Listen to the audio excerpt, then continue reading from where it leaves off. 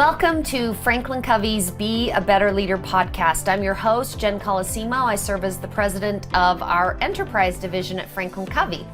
I'm joined today by FranklinCovey consultant, Marché Barney, also a co-author on an upcoming book coming out in 2022 on change, long-time coach to leaders around change in their organizations. And our focus is to look back at many of the things we've covered in this Lead Through Change series of Be a Better Leader. As a change subject matter expert working on our change solution co-author, I thought I'd take some time to go over some of the key takeaways from this series to help leaders focus on the most high impact uses of their time and what they can take away from these series. Marché, thanks for joining us. Very happy to be with you again. Pleasure. So one of the first things we talked about, one of our first sessions, is with a previous expert. When you understand the pattern and can build the skills to navigate that pattern of change successfully, you create some opportunity to be more effective. When you think about the change model, what are some of the key things you would take away? Yeah, it's so much really good material. But one of the biggest things is understanding the predictable pattern of change that you've just mentioned, and understanding the skills to navigate that process really does help any leader understand where they are and where their people are. And once they get that, they can understand how to respond and how to lead that process. The other thing that I think is really outstanding is there's this process of change, and others have probably heard through the other podcast. There's a process of change that leads to innovation. And one of the most distinguishing things about this is that innovation is not just like, okay, we're done. Once a leader can get their people to the process of innovation, they can really get them to a point, if it's done well, they get them to a point where they're excited about, wow, this is greater than I thought it would be. And I'm capable of getting through the process of change more than I ever thought I would be. And they get them to a process or get them to a point where they want or feel excited about engaging change, and to the point where they can even initiate it.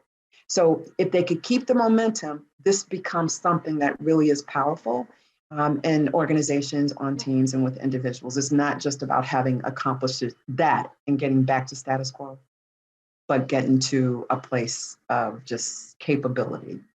Capability and continuous innovation. And I'm sure as a consultant, you're asked a lot to say, how can we build this capability in our organization that we're more innovative? I love how this is also building a skill that can be repeatable over time to get to that.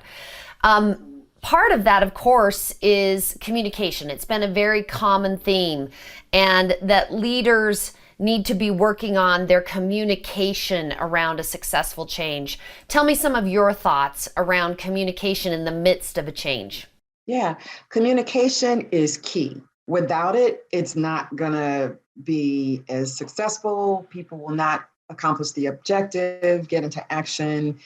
It won't, communication is key.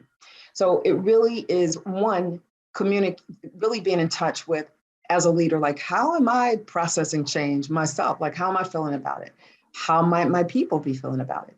It's the communication piece also involves thinking about what might my team members be curious about? What might they be asking? People want to know what is really the change that's happening. Why is it happening? And how is it going to impact me? And it's going to be the leader's responsibility to actually convey that, because that disarms people and it gets them into a point of, all right, I'm in, I'm going to give it a try. So communication is ultimately a key part of the process. And I think both you and I believe a key skill set for any leader to have. And both that ability to speak it, but also to invest our time in listening and being better listeners. I know we're both passionate about that. You know, we also talked about building this change capability to the point you made previously where it's ongoing and we have this change capability. We're building adaptable, agile folks that this is something that we keep going because we don't expect the changes from the outside to stop and we don't expect our organizations to stop change. Some of your thoughts on building adaptability in a workforce. Yeah, so the adaptability to change is going to be, in big part, helping our team members understand this predictable process of change, helping them to understand the difference in how maybe change has been approached in the past and what we could learn from it and how we think it could be best navigated and embraced now. And I also think a key thing is not just telling our team members, this is the change, this is what's going to happen, and get with it. I think that it is going to What, that doesn't work? It does not work. So it's going to be in the dialogue, the communication, and getting their ideas, right? So getting them involved in the process of change, not just handing it to them. And I think when that happens, we start to see engagement and we don't see so much opting out. We get to redirect the fears and redirect the curiosities and get them involved. You know, in our previous episode, we invested the time around common reactions to change, kind of automatic, neither good or bad. They had advantages or disadvantages. As leaders look at learning more about that, how does that help lead through change? Yeah. So if we can understand that there are fundamental responses or reactions to change, if we could get that and respond to that just from the human people process of things, it really helps. So we're not managing things, but we're leading and supporting people in the process of change. And so if we can understand those reactions, it changes the game and support people in the process. Marché, thank you so much for joining me. As we both know, change happens. It's everywhere. It's not going away. And as human beings, we're wired to react to that to survive. We're very adaptable. We can get better at this.